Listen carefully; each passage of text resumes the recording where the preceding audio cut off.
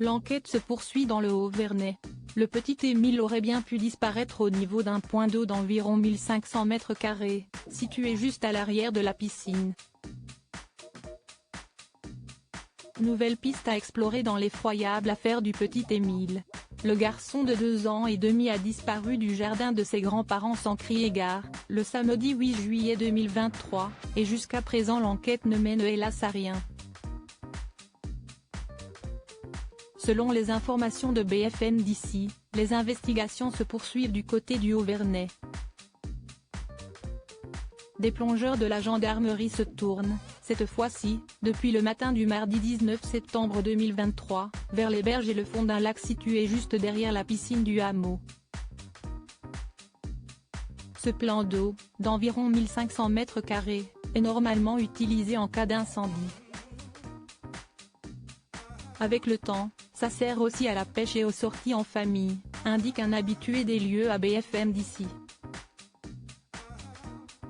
Sur place, 2 plongeurs et un camion de gendarmerie ont été repérés.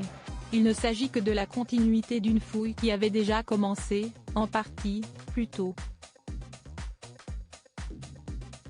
Les forces de l'ordre y retournent tout simplement pour être tout à fait exhaustifs. Cet endroit, la famille du petit Émile le connaît d'ailleurs très bien. Une levée de doute s'y estime même l'un des seuls endroits où les habitants du Haut-Vernay ont pu les croiser en cet été 2023. Reclus à domicile, où le recueillement est de rigueur, les parents du petit Émile se sont rendus à la piscine en août pour occuper la petite sœur d'Émile, la jeune Alaïs. Ils ne parlent à personne, sauf au maître nageur. Ils ont le droit d'aller à la piscine quand même, expliquait une habitante à BFM TV. Ils continuent de vivre quoi, ajoutait le maître nageur. Cette piscine n'est pas la seule à avoir été fouillée à plusieurs reprises. Aux dernières nouvelles, s'y estie une dalle en béton qui était au cœur de tous les soupçons. Une tache suspecte repérée grâce à un géoradar sous la surface de la terrasse d'une maison constituait une piste qui a été explorée en 2 temps.